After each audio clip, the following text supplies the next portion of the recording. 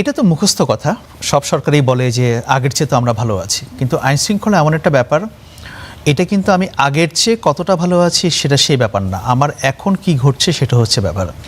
TIB যে রিপোর্টটা দিয়েছে তারা বলেছে 2 মাসে এই ঘটনা ঘটেছে, অর্থাৎ এপ্রিল এবং মে মাসে, তাই তো? এর আগে কিন্তু মার্চ এবং এপ্রিল মাস, এই 2 মাসের কথা তারা বলেছে যে 605টি খুন করেছে। কিন্তু এরপরে কিন্তু আরও 1 মাস চলে গেছে এবং চলতি মাসেরও কিন্তু আরও 7-8 দিন চলে গেছে। এর আগে বিএনপি সরকার ক্ষমতায় যখন এসছে, ফেব্রুয়ারি 17 তারিখ সম্ভবত তারা সরকার ফর্ম করেছে, তখনও প্রায় 8-10 দিন বাকি ছিল। এখন দেখেন, এইটা বলে কখনো আপনি জাস্টিফাই করতে পারবেন না যে দেখেন আগে 650টা খুন হয়েছিল, এখন 605টা খুন হয়েছে, আমরা তো কম। ব্যাপারটা কিন্তু এরকম না। আমি দেখব যে আমার সেন্স অফ সিকিউরিটিটা কি আমার সমাজে। যেমন এই যে ছিনতাইয়ের কথা বলা হচ্ছে, ছিনতাইয়ের সব ঘটনা কিন্তু থানায় রেজিস্টার্ড হয় না। আর স্বরাষ্ট্রমন্ত্রী যে কথাটা বলছেন, এটা আমার মনে হয় কি উনি কি জেনে বুঝে বলছেন নাকি না জেনে, এটা আমার কাছে খুবই অপ্রাসঙ্গিক মনে হচ্ছে। যে তারা তো পত্রিকার কাটিং দেখেই তারা রিপোর্ট করবে। পত্রিকা রিপোর্ট কোত্থেকে করে? পত্রিকা তো রিপোর্ট করে যে ইনসিডেন্টগুলো থানায় রেজিস্টার্ড হয়েছে সেগুলোর ভিত্তিতে তারা করে। সাংবাদিকরা যেটা করে সেটার ভিত্তিতে তারা যা দেখে সেটার ভিত্তিতে তারা করে। সেখানে তো কোনো ফাঁকিঝুঁকির কোনো ব্যাপার নাই, কারণ খুনের মামলা তো আপনি কমিয়ে বা বাড়িয়ে দেখাতে পারবেন না। থানায় যেটা রেজিস্টার্ড হয়, মামলা হয়, সেটাই কিন্তু আসে পত্রিকায়। এবং আমার ধারণা বাংলাদেশে এমন কোনো খুনের ঘটনা থাকে না যেটা যদি বাদী পরিবার না হলেও পুলিশ মামলা করে না, পুলিশ বাদী হলেও করে, তার মানে তার রেকর্ড আছে। আর ছিনতাইয়ের কিন্তু সব ঘটনা আসে না। তো তাহলে এখন টিআইবি বাড়িয়ে বললো কোথায়, বা পত্রিকা থেকে বললে দোষের কি, এটা তো আমি বুঝতে পারলাম না। উনি এত শ্যালো কথা কি করে বলেন, এটাও আমার মাথায় ধরে না। কারণ আপনি দেখেন সিচুয়েশন কিন্তু বাংলাদেশের মতো একটা দেশের বাস্তবতাও তো আপনাকে আমলে নিতে হয়। সেই ক্ষেত্রে সরকার যদি ক্রেডিট নিতে চায়, কথা বলে যে আইন শৃঙ্খলা পরিস্থিতি গত বছরের এই সময়ের চাইতে এই মাসের চেয়ে এখন কিছুটা উন্নত করার চেষ্টা করা হয়েছে, ভবিষ্যতে আরও হবে, এটা দোষের কোথায়? না, দোষের কিছু না। কি উন্নতি করা হয়েছে দেখেন, স্বরাষ্ট্রমন্ত্রী তো অনেক কথাই বলেন, কিন্তু আমরা ওনার কাছ থেকে আইন শৃঙ্খলা জনিত গভর্নমেন্টের স্টেপস বা সেখানে ওনাদের চিন্তাধারা কি, বা সেটাকে ওনারা কীভাবে দেখছেন, ওনাদের প্ল্যান কি, এগুলো সম্পর্কে আমরা ওনার কাছে খুব কমই শুনি। ওনার কাছে আমরা ডিফারেন্ট ইস্যু নিয়ে আমরা বেশি শুনি। অন্য ইস্যু নিয়ে উনি বেশি কথা বলেন। যেমন উনি গতকালকে পার্লামেন্টে বলেছেন যে বাংলাদেশে যে মেটার সঙ্গে যে পলিসিটাকে, যে সোশ্যাল মিডিয়া থেকে কন্টেন্ট কিভাবে সরাতে হবে সেটার ব্যাপারে সরকার চিন্তাভাবনা করছে, ওই অনুযায়ী একটা আইন করবে যেটা মেটাকে যাতে করে সেটা কনভে করা যায়। এটা ওনার কাজ না। ওনার মন্ত্রণালয় হয়তো এটার সঙ্গে অ্যাসোসিয়েটেড, কিন্তু এটা কিন্তু লিড মিনিস্ট্রি কিন্তু ওনার মন্ত্রণালয় না, অন্য মন্ত্রণালয়। কিন্তু উনি বলছেন শৃঙ্খলা পরিস্থিতি তো খারাপ হতে পারে। আপনি দেখেন আজকে উনি যে কথা বলেছেন সংসদে, উনি ইসলামী ব্যাংক নিয়ে বিশাল এক ফিরিস্তি দিলেন, তাই না? যে এই হয়েছে ইসলামী ব্যাংকে, সেই হয়েছে ইসলামী ব্যাংকে। আমি তো আশা করেছিলাম উনি পার্লামেন্টে টিআইবির এই রিপোর্টটাকে উনি ধরে ধরে খণ্ডন করবেন, কিন্তু সেটা তো আমরা শুনলাম না। ইসলামী ব্যাংক নিয়ে বা ব্যাংকিং সেক্টর নিয়ে যদি কোনো পার্লামেন্টে বক্তব্য দিতে হয়, দিতে পারেন, কোনো সমস্যা নাই, কিন্তু অর্থমন্ত্রীও পারেন দিতে।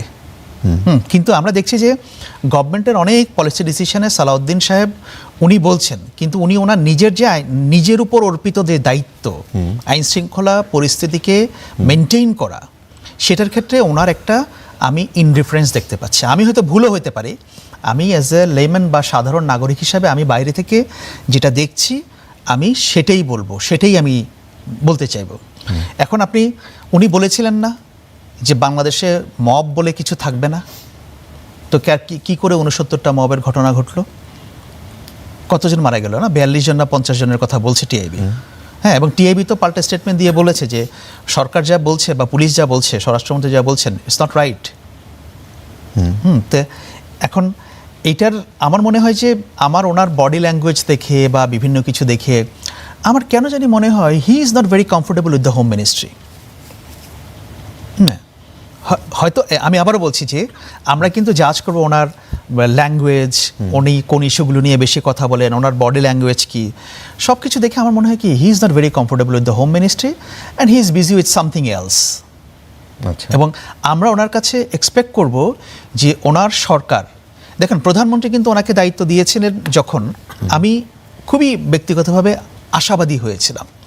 সালাউদ্দিন আহমেদ এই মুহূর্তে বিএনপিতে প্রধানমন্ত্রীর পরে, তারেক রহমানের পরে সবচেয়ে প্রভাবশালী ব্যক্তি। সেটা কি করে আপনি বুঝবেন? সেটা বুঝবেন কয়েকটা কারণে। সংলাপের মানে ওই যে সংস্কার কমিশনের যে নেতৃত্ব, সেটা কিন্তু পুরা বিএনপির পক্ষে সালাউদ্দিন আহমেদ সাহেব দিয়েছেন, আর কেউ দেন নাই। সরকার যখন গঠন করা হলো, স্বরাষ্ট্র মন্ত্রণালয়ে উনি কিন্তু একমাত্র মন্ত্রী, সেখানে কোনো উপদেষ্টাও দেওয়া হয়নি, সেখানে কোনো প্রতিমন্ত্রীও দেওয়া হয়নি। আপনি যদি দেখেন, এটা আমার অ্যানালিসিস, যে প্রধানমন্ত্রী যে মন্ত্রণালয়গুলোকে মনে করছেন যে উনি হয়তো পুরোপুরি মানে আস্থায় রাখতে পারছেন না বা ওনার একটু দোদুল্যমানতা আছে, সেখানে উনি একজন উপদেষ্টা করে নিয়োগ দিয়েছেন। প্রতিমন্ত্রীও আছে, মন্ত্রী আছে, প্রতিমন্ত্রী আছে, উপদেষ্টা আছে। বাট কয়েকটা মন্ত্রণালয়ে নাই সেটা, যেমন আইন মন্ত্রণালয়ে নাই, স্বরাষ্ট্র মন্ত্রণালয়ে নাই। তো যাই হোক, তার মানে হচ্ছে যে স্বরাষ্ট্রমন্ত্রীর উপর ওনার অগাধ আস্থা, এবং আমার ধারণা ছিল যে ওনার যেহেতু দলের মধ্যে অনেক বেশি প্রভাব, হ্যাঁ, প্রধানমন্ত্রীর সঙ্গে ওনার অনেক বেশি ভালো সম্পর্ক, প্রধানমন্ত্রী ওনাকে অনেক বেশি আস্থা রাখছেন, সো উনি হয়তো আইন শৃঙ্খলা পরিস্থিতি উন্নতি এটাকে খুব ভালোভাবে উনি ব্যাপারটাকে ডিল করতে পারবেন। কিন্তু আমার মনে হচ্ছে যে পরিস্থিতি যেদিকে যাচ্ছে, তাতে করে আমি কোনো পজিটিভ সাইন দেখতে পাচ্ছি না। দিন শেষে কী হবে সেটা আমি বলতে পারছি না। আমি কিছু প্রশ্ন রেইজ করে রাখছি, মানে আমি বলবো না যে উনি একেবারে পুরোপুরি ব্যর্থ হয়ে যাবেন, ওকে আমরা দেখব, কিন্তু শুরুর দিকে আমরা যা দেখতে পাচ্ছি, early science and symptoms, this is not good at all. আচ্ছা, আপনার কাছে আসি ডক্টর রাকিব, যদি এই বিষয়টা নিয়ে বলেন। তিনি যখন বলেছেন যে টিআইবির রিপোর্ট করে আসলে পত্রিকার কাটিং থেকে, কিন্তু পুলিশের যে অপরাধ চিত্র সেখানে তারা আমলে নেয় না, এবং তিনি বলেছেন আগের চাইতে আইন শৃঙ্খলা পরিস্থিতি ভালো। এখন পুলিশ সদর দফতরের নিজস্ব ডেটা, সেটা আমরা দেখলাম যে বছরের প্রথম 3 মাসেই, জানুয়ারি থেকে মার্চ, দেশে 854টি হত্যাকাণ্ড ঘটেছে, যার মধ্যে ঢাকাতেই 107টি, এবং অন্যান্য যেই বিষয়গুলো তিনি তুললেন সেই বিষয়টি আপনি শুনেছেন, কি বলবেন? দেখুন, আমি ফার্স্ট একটু টিআইবির বিষয়টা একটু বলি। ধরেন টিআইবি স্বাধীন প্রতিষ্ঠান হিসেবে তারা রিপোর্টটি করেছে, কিন্তু যখন আপনি নিউট্রাল বেসিসে যখন আপনি কোনো রিপোর্ট করবেন বা কারো বিরুদ্ধে অভিযোগ করবেন, তখন কম্প্যারিজমের জায়গাটা থাকা উচিত।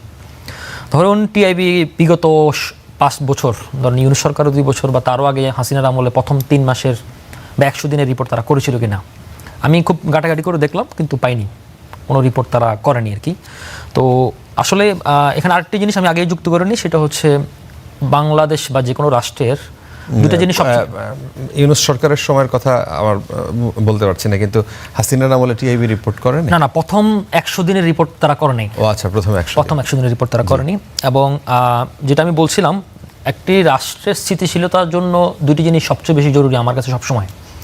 একটি হচ্ছে সিকিউরিটি, এটা জননিরাপত্তা এবং ইন্টারনাল সিকিউরিটি সবসময়, আরেকটি হচ্ছে অর্থনীতি, সব জায়গায় আমি এটা বলি। তো সিকিউরিটির আসলে আইনশৃঙ্খলা পরিস্থিতির উন্নতির কোনো শেষ নেই। ধরেন সেখানে একটা ইনসিডেন্ট ঘটলো, 1000টা ঘটলো ইনসিডেন্ট। একটা রেপো যেরকম লজ্জাজনক, 1000টা রেপো লজ্জাজনক। একটা খুনও যেরকম নিন্দাযোগ্য, 1000টা খুনও নিন্দাযোগ্য, কিন্তু এটা উন্নতির শেষ নেই। আর বাংলাদেশের প্রেক্ষাপটে, বাংলাদেশের 54 বছরের ইতিহাসে কখনোই কোনো স্বরাষ্ট্রমন্ত্রীকে আপনি সফল বলতে পারেন না, সুযোগও নাই। তো বাংলাদেশে এইটা কি একটা সূচক না যে আমি একজন মানুষ মারা গিয়েছিল আর 100 জন মানুষ মারা গেল, একটা সূচক না যে এই সময়ের মধ্যে? আমি আসতেছি, আপনার সবগুলো উত্তর থাকবে উত্তরে। সেটা হচ্ছে, ধরেন আমি যেটা বলতেছিলাম, বাংলাদেশের স্বরাষ্ট্রমন্ত্রী সবসময় একটা থ্যাঙ্কসলি জব, যে আমাদের, আমি আর একটু উদাহরণ আপনাকে দেই। ধরেন আমাদের পরিবারে যে মায়েরা চাকরি বাকরি করে আর যে মায়েরা চাকরি বাকরি করে না, গৃহিণী, তো যে মায়েরা চাকরি বাকরি করে তাদের জিনিসটা খুব ওয়ার্কিং লেডি হিসেবে খুব গ্লোরিফাই করা হয়। যে মানুষটা চাকরি করে না, হাউস ওয়াইফ থাকে, তো তাদের এই শ্রমিক মূল্যটা কিন্তু দেখা হয় না। আরেকটা সেন্সে ধরেন একটা ছেলে বুয়েট মেডিকেলে চান্স পেলো, সরকারি চাকরি পেলো, বিশেষ ক্যাডার হলো, তখন বলে অমুকের ছেলে, পিতার পরিচয় বলে, মাতৃত্বের পরিচয় বলে না। তা আমাদের স্বরাষ্ট্রমন্ত্রীর জায়গাটা এরকম, অনেক ভালো করলো, আপনি এখানে অনেক ভালো করতেছেন, কিন্তু হঠাৎ করে একটা তুলকালাম ঘটলো, ধরেন রামিসা হত্যাকাণ্ডের মতো একটা তুলকালাম ঘটলো, বা সাগরণীর মতো একটা তুলকালাম ঘটলো, বা তনুর মতো একটা তুলকালাম ঘটলো, দেখবেন রাতারাতি সব বিস্ফোরণ ঘটে যায়। এটা বাংলাদেশের প্রেক্ষাপটে, সাউথ এশিয়ান কান্ট্রিতে বাংলাদেশের প্রেক্ষাপটে হয়। এখন আপনি যে তুলনামূলক সূচকের কথা বলছেন, ধরেন আমি প্রথম 100 দিনের যদি অনুপাত করি বিগত 5 বছর আগ থেকে, 2021 সালে 879 জন প্রথম 100 দিন, 2022 সালে 856 জন, 2023 সালে 828 জন, 2024 সালে 940 জন, ইউনূস সরকারের আমলে সবচেয়ে বেশি 1100 জন, এই সরকারের আমলে 605 জন। একটাও যে 605টা, কিন্তু সূচকটা তো কমেছে, একটা পয়েন্ট। সেকেন্ড কথা হচ্ছে কি, এই 605টার মধ্যে মাত্র 3টা ছিল রাজনৈতিক হত্যাকাণ্ড, আর 602টা হচ্ছে আপনার জমি জমা, পারিবারিক দাম্পত্য কলহ, ভাই ভাই মারামারি, অনেক কিছু নিয়ে। সুতরাং আপনি যদি কম্প্যারিজনও যাই করেন, আমি এটাকে মানে ফ্রি ব্ল্যাঙ্ক সার্টিফিকেট দিচ্ছে না, কিন্তু কম্পারিজমের জায়গাটা, উন্নতির জায়গাটা গ্রাফ দেখা যাচ্ছে যদি আপনি প্রথম 100 দিন যে করেন। আর টিআইবির ব্যাপারটা হচ্ছে টিআইবি একটা পক্ষপাত দুষ্ট যেটা করেছে, কারণ আপনি যখন করবে তাহলে বিগত সরকারের সময়গুলো করেননি কেন, একটা পয়েন্ট। সেকেন্ড কথা হচ্ছে ধরেন আপনার নিশ্চয়ই মনে আছে যখন বিএনপি সরকার 2001 সালে যখন বিএনপি সরকার ক্ষমতায় আসে তখন এমনভাবে রিপোর্টটা দেখালো যে সেখানে বিএনপি সরকার দুর্নীতিতে চ্যাম্পিয়ন হলো, অথচ সেই রিপোর্টটা কিন্তু হাসিনা সরকার মানে বিগত আওয়ামী লীগ সরকারের 2000 সালের রিপোর্ট অনুযায়ী 2001 সালের রিপোর্ট আসছে, মানে পুরা টার্ন ওভার পিরিয়ডটা ছিল আওয়ামী লীগের আমলে, যেটা বিএনপি সরকারের আমলে আসলে বিএনপি ক্ষমতা বিগত সরকার এটা বিএনপির দায় চাপিয়ে দেওয়া হলো, এবং বিএনপির সেই দায়টা 25-26 বছর ধরে টানছে, সেটা বিএনপি ব্রেকডাউন করতে পারে, সেটা বিএনপির ব্যর্থতা, বিএনপির পিআর টিমের ব্যর্থতা। কিন্তু পরবর্তী সময় আমরা দেখলাম বলে যে বিএনপি দুর্নীতি 5 বার চ্যাম্পিয়ন, কিন্তু পরবর্তী দেখা গেল এই যে সূচকগুলো কিন্তু দিনে কমছে। সুতরাং এই জিনিসটা মনে করি যে উন্নতির জায়গার কোনো শেষ নাই, উন্নতির জায়গা অবশ্যই রয়েছে। স্বরাষ্ট্র মন্ত্রণালয় মন্ত্রীকে বা মন্ত্রণালয়কে আরও বেশি বোল্ড হতে হবে, কোনো সন্দেহ নাই, কিন্তু এই গ্রাফ সূচকটাতে বলে যে আগের তুলনায় আমরা ইমপ্রুভমেন্ট বলতে পারি। আর একটা কথা আমি শেষ করি, সেটা হচ্ছে একটা 3 মাস বয়সী সরকার বা 3 মাস বয়সী মন্ত্রীকে আপনি সাফল্যের চূড়ায় পৌঁছাতে পারবেন না, ব্যর্থতার কারণে ফেলেও দিতে পারবেন না। তো সেই জায়গা থেকে আমরা ওয়েট অ্যান্ড সি।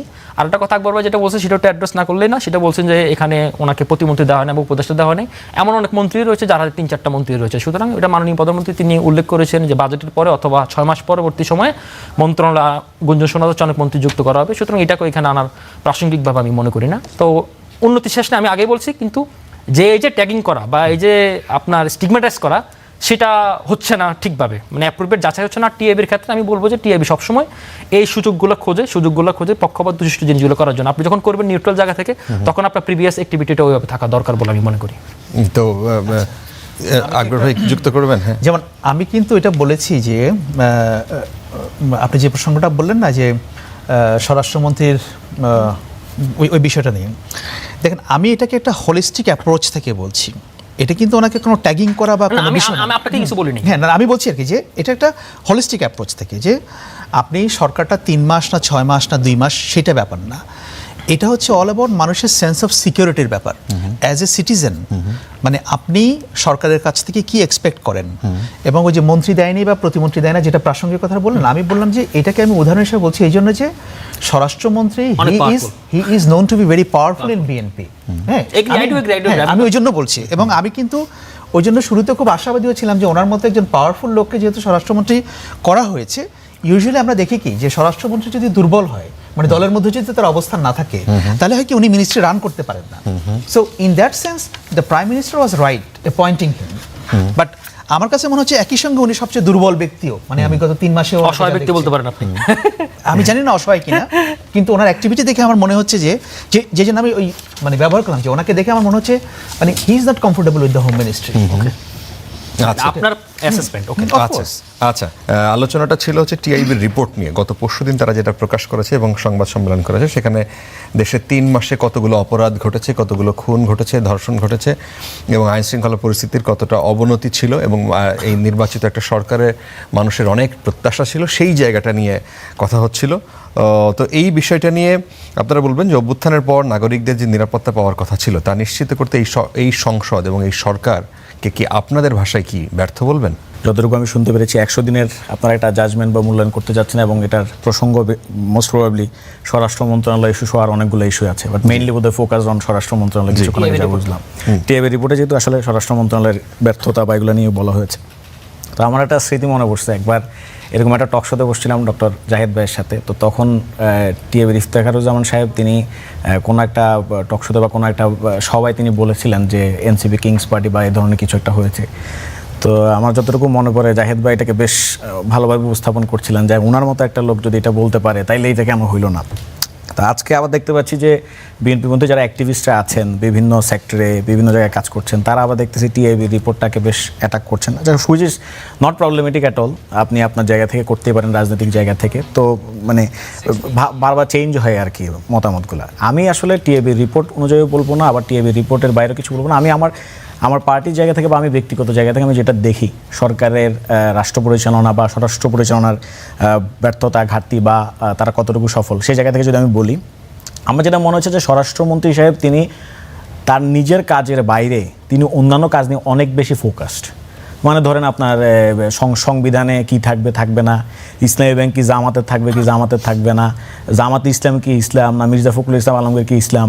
মানে আপনি যখন দুনিয়ার সমস্ত বিষয়কে আপনি ডিল করবেন, আবার ধরেন উনি সীমান্ত হত্যা নিয়ে খুব একটা মানে পারিভাষিক এমন একটা কথা বলছেন যেটা কোনোভাবে অ্যাকসেপ্টেবল ছিল না, এবং ওনার মতো একজন বিদগ্ধ বিজ্ঞ আইনজ্ঞর কাছ থেকে এটা সম্পূর্ণ অনভিপ্রেত এবং অপ্রত্যাশিত ছিল।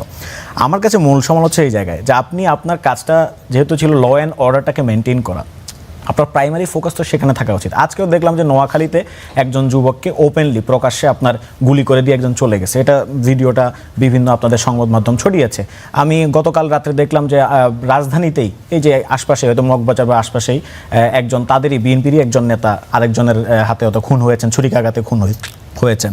এছাড়াও মানে আপনি অহরহ এই যে গুলি করার ঘটনা, তারপর হচ্ছে কি এগুলো আপনি অহরহ দেখতে পাবেন। এবং এখানে তো আরেকটা বিষয় লক্ষণীয়, সেটা হচ্ছে আপনি মানে আওয়ামী লীগের যে আপনার তাদের যে আপনার সন্ত্রাসী কর্মকাণ্ড, তো সেগুলোকে আপনি ঠেকাতে পারছেন কিনা। আপনি ধরেন স্বরাষ্ট্র মন্ত্রণালয়ের মন্ত্রী সাহেব তিনি ভ্রমণ করে সীতাকুণ্ড চলে গেছেন, যা সেখানে একটা জঙ্গল সলিমপুর আছে, রাষ্ট্রের ভিতরে একটা রাষ্ট্র আছে। তো আপনি জঙ্গল সলিমপুরের প্রবলেম তো পরে সলভ করবেন, আপনি আপনার বাংলাদেশে বা আপনার ঢাকা শহরে বা অন্যান্য জায়গায় যেখানে খুবই অ্যাকুইট কিছু law and order situation deteriorate করছে, সেগুলি নিয়ে তো আপনার কাজ করা উচিত। মানে জঙ্গল সলিমপুরে আলাদা একটা কেজিএফ আছে, ওটাকে আপনি ডিল করবেন, ঠিক আছে ডিল করতে পারবেন, বাট আপনি আপনার মেইন সমস্যাটা আমার মনে হচ্ছে ফোকাস না।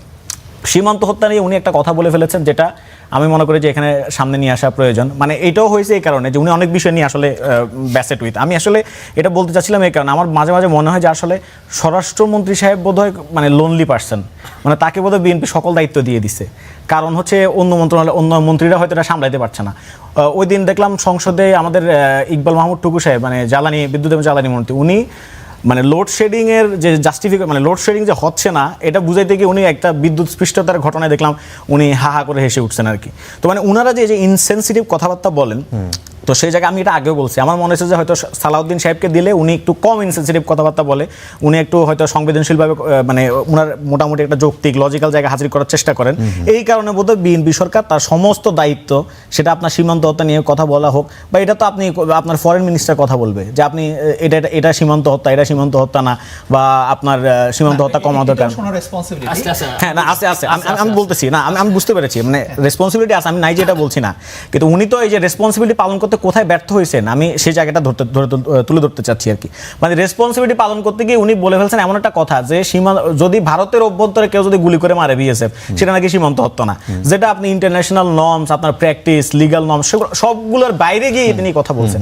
আমি বলতে চাচ্ছি উনি এই কথা বললেন কেন বা ভুল করলেন কেন, তার কারণ হচ্ছে উনাকে আপনি দায়িত্ব দিয়ে রাখছেন দুনিয়ার সব বিষয়ে, এবং উনি আপনার একটা আইনমন্ত্রী আছে, সেই আইনমন্ত্রী সংবিধান বিষয়ে কম জানে, সংবিধান বিষয়ে ব্যাখ্যা দেওয়া হচ্ছে আপনার স্বরাষ্ট্রমন্ত্রী। আপনার ধরেন আপনার এই যে অন্য সকল ইস্যুতে মানে অর্থমন্ত্রী আপনার ব্যাংক নিয়ে বলবে, তো সেখানেও আপনার ব্যাখ্যা দেওয়া লাগে আপনার স্বরাষ্ট্রমন্ত্রীকে। তো আসলে আমি বুঝতে পারি না এটা কি আসলে বিএনপির ব্যর্থতা কিনা, যে সে তার অন্য আরো লোকজন যারা খুবই কেপেবল তাদেরকে পয়দা করতে পারেন এরকম কিছু, নাকি হচ্ছে গিয়ে অন্য আরেকজনকে বেশি দায়িত্ব দিবেন। মানুষ যদি কেপেবল হয়, তিনি যদি মুখপাত্র, কোনো সমস্যা নাই। একজন মানুষ যদি কেপেবল হয় তাকে আপনি 100টা মন্ত্রণালয় চালাইতে দেন, কোনো সমস্যা নেই, কিন্তু তার সমালোচনা ওইরকম হবে, তখন আপনি আবার কান্নাকাটি করতে পারবেন না, হ্যাঁ খালি আমার সমালোচনা করেন, এই কান্নাকাটি আপনি করতে পারবেন না। আপনি যদি বলেন যে আপনি 100 মন্ত্রণালয় চালাবেন, তাহলে 100 মন্ত্রণালয় যেখানে যেখানে ফেলিওর হবে সেখানে আপনাকে ধরা হবে, এটাই খুব স্বাভাবিক। কিন্তু কে কান্নাকাটি করেছে কোথায়?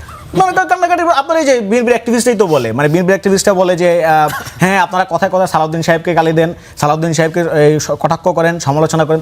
এখন সালাউদ্দিন সাহেব যদি 10টা মন্ত্রণালয় চালাইতে চায় বা তাদের স্পোক্স পার্সন হয়ে ওঠে, তাহলে সেটার ব্যর্থতার দায়ভার ওনাকে নিতে হবে না, সেটার ব্যর্থতার জন্য ওনাকে সবাই কথা শোনাবে না, এটাই তো স্বাভাবিক। আচ্ছা, তিনি তার যে ব্যর্থতার কথা বললেন ডাক্তার রাকিব, তিনি বলছিলেন তার আগে যে এই একই সময় যদি আগের সরকারের সাথে, ডক্টর ইউনূসের সরকারের সাথে কিংবা শেখ হাসিনার আগের আমলের সাথে যদি তুলনা করেন, ওই 100 দিনের রিপোর্ট অনুযায়ী যেই পরিমাণ ধরেন অপরাধ হয়েছে সেই তুলনায় কম হয়েছে।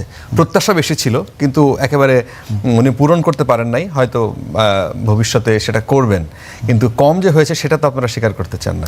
না, আমি এখানে স্বীকার অস্বীকারের কিছু না। আপনার ধরেন আমি নিজে বরং আরও এটা লিখেছি যে মানে যারা এটাকে খুব মানে হাইপ দিতে চায় আর কি, যে মানে আপনি যদি আওয়ামী লীগের আমলের এইগুলো যদি আপনি আলোচনায় না নিয়ে আসেন তাহলে তো আপনি বিএনপি সরকারকে বুঝতে পারবেন না। আমি তো বিএনপি সরকারকে একদম আইসোলেটেডলি দেখি না যে এটা আপনি আওয়ামী লীগের মতো আমরা ক্রিটিক করতে হবে, এই জায়গা থেকে তো আমি দেখতে চাচ্ছি না, আমি এখনো দেখিও না। তো সেই ক্রিটিকটা মানে সেই জায়গাটা আছে, সমর্থনে সেই জায়গাটা আছে। মানে আপনি এখানে বিএনপি সে যদি ভুল করে আমি সমাধান করে দেবো, শুধরে দিব, কিন্তু সেটাকে আপনার আওয়ামী লীগ আমলে মানে আওয়ামী লীগ আমলের সাথে তুলনা করে বলবো এটা হবে না। কিন্তু কথা হচ্ছে তার যে টার্ন, তার যে অভিমুখ, সেটা আস্তে আস্তে সেদিকে যাচ্ছে। স্বরাষ্ট্রমন্ত্রী ওই দিন বোধহয় দাঁড়ায় কোথায় বলছেন যে হার্মফুল কন্টেন্ট বোধহয় রুখার জন্য তারা ফেসবুককে বলবেন বা অমুককে বলবেন। হ্যাঁ, তো এগুলা কিন্তু ওই দিকে টার্ন নেয় আস্তে আস্তে। আপনি ওই টেন্ডেন্সি কিন্তু আস্তে আস্তে আপনি লালন করছেন। এবং আপনার ধরেন এই যে এখন এই যে বেটিং বা জুয়া প্রতিরোধী যে আইন, সেখানে এই আইনটার মধ্যে আপনি যদি খেয়াল করেন, এই আইনটা সামনে হয়তো ড্রাফট আকারে সামনে হাজির হবে এবং সংসদে হয়তো পাস হবে। এটার মধ্যে আপনি দেখবেন যে আপনার আমাদের যে আইসিটির অধিকার যে হরণ, মানে আমাদের যে ইন্টারনেটের অধিকার হরণ, ডিজিটাল সিকিউরিটি যে আমাদের হরণ, এবং সেটাকে যেটা সিকিউরিটাইজ অবস্থায় নিয়ে যাওয়া, এখানে কিন্তু অ্যান্টি বেটিং ল যেটা করা হচ্ছে, যদিও নাম দেওয়া হচ্ছে এটা অ্যান্টি বেটিং ল, কিন্তু সেটার মাঝে যথেষ্ট পরিমাণ এই এলিমেন্টসগুলো আছে। তো সেই জায়গাগুলো অবশ্যই আলোচনার দাবি রাখে। আচ্ছা, আমি অন্য একটা প্রসঙ্গে যেতে চাই, যদি এর পেছনে কোনো কথা না থাকে। যেটা আমি বলছি যে দেখেন, ওই যে কম্প্যারিজন দেওয়াটা, এটা একদিক থেকে হয়তো ঠিক আছে, মানে ওই আর্গুমেন্টটাও এটা অ্যাকসেপ্টেবল, কিন্তু আপনি কম্প্যারিজন খুব বেশি দিতে পারবেন না। আওয়ামী লীগ টানা 17 বছর বলতো যে বিএনপি এই করছে, বিএনপি সেই করছে, বলতো না? তাই বলে কি তাদের দায়মুক্তি হয়েছিল? হয় নাই তো। সুতরাং আমরা পুরনো জিনিস দিব না। আমার তো কথা হচ্ছে ভাই যে তুমি অধম তাই বলে আমি উত্তম হইব না কেন, তাই না? আমি তো এই পরিসংখ্যানটা দিতে পারবো না যে ভাই তোমার সময় 650টা খুন হয়েছে, আমার সময় 605টা, 45টা কিন্তু কম। সো এইটা দিয়ে তো হবে না। রাকিব যেটা বললেন হি ইজ ভেরি রাইট, যে খুন একটা হলেও খুন, 10টা হলেও খুন, এটার কোনো সীমা পরিসীমা নাই যে ভালোর কত ভালো হবে। কিন্তু আমি বলছি যে এই যখন পরিস্থিতি হয় তখন যেটা দাঁড়ায় যে মানুষের মধ্যে একটা সেন্স অফ ইনসিকিউরিটি তৈরি হয়। আর স্বরাষ্ট্রমন্ত্রীর ব্যাপারটা আমি একটু অন্য অ্যাঙ্গেল থেকেও দেখতে চাই। I am rather sympathetic to him to some extent. মাঝে মধ্যে আমার মনে হয় যে এই লোকটাকে কি ইচ্ছা করেই কি সামনে ঠেলে দেওয়া হচ্ছে সব বিষয়ে, নাকি উনি নিজে থেকেই সামনে চলে আসছেন সব বিষয় নিয়ে। এতে করে হচ্ছে কি, যার যেটা নিয়ে কথা বলার দরকার তার গায়ে কিন্তু কাদা লাগছে না, সব কিছু কিন্তু ওনার গায়ে এসে লাগছে। উনি ইসলামী ব্যাংক নিয়ে কথা বলছেন, এটা নিয়ে কথা বলার কথা বাংলাদেশ ব্যাংকের গভর্নর বা অর্থমন্ত্রীর, জি, অফ কোর্স, কিন্তু উনি সেটাকে টেনে নিচ্ছেন। তো এখন ওনাকে নিয়ে তো নানা রকম কথাবার্তা চাউর আছে। তো এই যে এইসব নানা রকমের কনস্পিরেসি থিওরি যে ওনাকে নিয়ে আছে, তো উনি তো এগুলো বলে সে কনস্পিরেসি থিওরিগুলোকে উনি আরো নিজের দিকে ইনভাইট করছেন কেন? না, তিনি তো একই সাথে একটা দলের, আবার আপনি একটু আগে বলছিলেন যে প্রভাবশালী একজন নেতা, ডেজিগনেটেড লোক তো আছে না, সেটা তো রাজনৈতিক। যখন জামায়াতের সাথে পার্লামেন্টে রাজনৈতিক বক্তৃতা হয়, খুবই ভালো কথা, না রাজনৈতিক বক্তৃতা হবে, কিন্তু আপনি তো সব বিষয়ে অ্যাড্রেস করতে পারবেন না। He is a human being. সেটার জন্য তো তাদের রাজনৈতিক আবার প্রতিপক্ষ আছে। সরকার বা প্রধানমন্ত্রী চৌধুরী আছেন না, মানে সরকার বা প্রধানমন্ত্রী তো ওনার রোলগুলো ডেজিগনেট করেছেন বিভিন্ন জায়গায়। তো উনি যদি সব বিষয় নিজে থেকে আনেন বা ওনাকে ঠেলে দেওয়া হয়, তাহলে কিন্তু এই ভদ্রলোকের যে অবস্থা হবে, শেষ পর্যন্ত ওনাকে বহু কিছুর দায় নিতে হবে। তো এইটা তো ওনার প্রতি কি নিজেই উনি নিজেকে অবিচার করছেন, নাকি ওনার প্রতি কেউ অবিচার করছে, এটাও আমার একটা প্রশ্ন। এই জন্য ওনার প্রতি আমার কিছু সিম্প্যাথিও আছে। আচ্ছা আচ্ছা, আমরা একটু আরেকটা প্রসঙ্গে যেতে চাই। সরকার এখন বলছে যে শর্ত পূরণ করে আওয়ামী লীগের পদধারী নেতারা স্থানীয় সরকার নির্বাচনে অংশ নিতে পারবে, কিন্তু আইনজীবী সমিতির নির্বাচনগুলোতে আওয়ামীপন্থী আইনজীবীদের অংশ নেওয়ার ক্ষেত্রে বাধা দেওয়ার অভিযোগ উঠেছিল। বিএনপি গণতন্ত্র ও নাগরিক অধিকার বিবেচনায় মুখে বাধা বা দেওয়ার কথা বললেও মাঠ পর্যায়ে কি আওয়ামী লীগ নেতাদের নির্বাচনে অংশ নেওয়াটা কতটা সহজ হবে? মানে আজকে আপনি আমাদের তথ্য উপদেষ্টা তিনি বলেছেন এই বিষয়ে যে যদি কেউ আওয়ামী লীগের রাজনীতির সাথে ছিল, কিন্তু তিনি এখন তার কোনো ওইভাবে সমস্যা নাই, কিন্তু তিনি যদি এখন নির্বাচনে অংশ নিতে চান, সেই ক্ষেত্রে কেন আপনি তাকে কিভাবে বাধা দেবেন? এই বিষয়টা আমি সিফাত আপনাকে দিয়ে শুরু করি। না, আমি যেটা বলতে চাই প্রথমত হচ্ছে যে বিএনপি তার অন্যান্য যে নির্বাচন, জাতীয় নির্বাচন বাদে অন্যান্য যে নির্বাচনগুলো দিছে, let's forget about Awami League. Awami লীগে তার একটা ব্যাড পাস্ট আছে, তার নিয়ে ক্রিমিনাল অনেকগুলা মামলা চলমান আছে, ক্রাইমস এগেন্স্ট হিউম্যানিটির অভিযোগ আছে, চলতেছে, এখনো পুরোপুরি বিচার প্রক্রিয়া শেষ হয় নাই। কিন্তু আমাদেরও একজন ক্যান্ডিডেট, আপনার এই যে বার কাউন্সিলগুলোর ইলেকশনে আমাদেরও একজন ক্যান্ডিডেট, জেলা পর্যায়ের একজন ক্যান্ডিডেটকে তাকে ডিরেক্ট আপনার দিনে দুপুরে মিডিয়ার সামনে তাকে একদম প্রায় ঘাট ধাক্কা ধরে বের করে দেওয়া হয়েছিল একজন বিজ্ঞ আইনজীবী, এবং তারপর তারা একচেটিয়া ভোট করে একটা বারে তারা এটা সকল ভোট নিয়ে গেছে। এটা একদম দিনে দুপুরে মিডিয়াতে প্রমাণ আছে।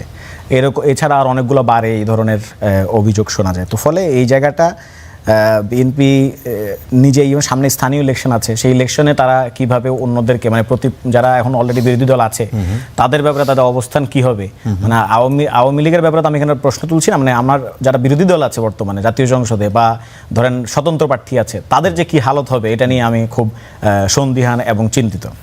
এবার যদি আওয়ামী লীগের ব্যাপারে আপনি বলতে চান, সেটা হচ্ছে যে মানে আওয়ামী লীগের ইন্ডিভিজুয়াল এখানে তো একটা লিগ্যাল ল্যাকুন অফকোর্স আছে, যে আপনি অন্তর্বর্তীকালীন সরকার যেটা করছে যে আপনি জাতীয় সংসদ যে ইলেকশন, সেই ইলেকশনে আপনি এখানে আওয়ামী লীগকে আপনি বার করে দিচ্ছেন, যেখানে দল হিসেবে সে পার্টিসিপেট করতে পারছে না। মানে স্থানীয় নির্বাচনে যেহেতু দলীয় কোনো সিদ্ধান্ত আসছে তথ্য উপদেষ্টা বলছেন এটা নির্দলীয় হবে, তো ফলে এখানে ওই মেকানিজম কাজ করছে না, এই লিগ্যাল যে মেকানিজম সেটা কাজ করছে না। তাহলে এখানে অন্য কোনো লিগ্যাল লাইক নিয়ে আসা যায় কি না, মানে আইন অথবা অন্য কোনো কিছুভাবে নিয়ে আসা যায় কি না, যেটা দিয়ে আপনি যারা এটার সাথে জড়িত এবং তাদের বিচার না হওয়া পর্যন্ত, এটা কিন্তু আমাদের একটা প্রাইম দাবি ছিল যে আওয়ামী লীগের যারা যারা জড়িত আছে, এবং আপনি মানে আওয়ামী লীগকে যদি খালি আপনার ন্যাশনাল ফেস আকারে আপনি বিচার করতে যান তাহলে এটা আপনি হবে না। কারণ আপনি স্থানীয় পর্যায়ে যে একটা বিএনপির নেতা আছে জাহিদুর রহমান বলতে পারেন, জাহিদুর রহমান বলতে পারেন কেন? কারণ জাহিদুর রহমান হচ্ছে কি ওই মানে স্থানীয় পর্যায়ে আওয়ামী লীগের ওই হামলা মামলার শিকার হন নাই।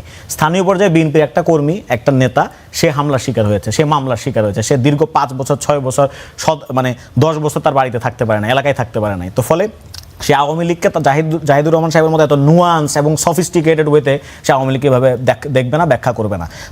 তাদের যে চাওয়াটা, আপনি ওই যে তৃণমূল বলেন বা জামায়াত বলেন, সবার যে চাওয়াটা সেটা হচ্ছে আপনি যতক্ষণ পর্যন্ত আওয়ামী লীগের পাস্ট অ্যাট্রসিটিগুলো আছে এবং ক্রাইমস এগেন্স্ট হিউম্যানিটিগুলো আছে সেগুলো যতক্ষণ পর্যন্ত আপনি বিচার নিশ্চিত করতে পারছেন আপনার ট্রাইব্যুনালে, ততক্ষণ পর্যন্ত তাদেরকে আপনি নির্বাচনে অংশগ্রহণ করতে দিবেন। এবং সেটার জন্য আপনি লিগ্যাল কি আপনি বার তৈরি করবেন, স্ট্যান্ডার্ড তৈরি করবেন, সেটা হচ্ছে আপনার বিষয়। কিন্তু আপনি সেটা না কইরা, আপনি সেই লিগ্যাল লেখনের কথা উপস্থাপন না করে আপনি যদি খালি ইনভাইট করতে থাকেন যে হ্যাঁ আপনি একটা ব্যক্তি আওয়ামী লীগ, মানে ব্যক্তি আওয়ামী লীগ মানে কি, মানে সে আওয়ামী লীগ করে না, মানে what does he mean by that?